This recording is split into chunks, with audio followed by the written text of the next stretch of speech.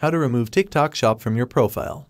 First, grab your phone and find the TikTok app. Give it a tap to open it up. Once you're in the app, look at the bottom of your screen. Look for the little person icon in the bottom right corner. Tap on it to go to your profile page. Now, you're on your profile page. Look up at the top right corner. You'll see 3 little lines stacked on top of each other, like a mini hamburger. Tap those lines to open a menu. A menu will slide in from the right side. From this list, you'll want to find Settings and Privacy. Tap on that option to go to the Settings page. On the Settings page, tap on Account to open up more options. In the account settings, you should see an option that says Switch to Personal Account. Tap on that. This is where you're going to change your account type, which will remove the TikTok Shop feature from your profile.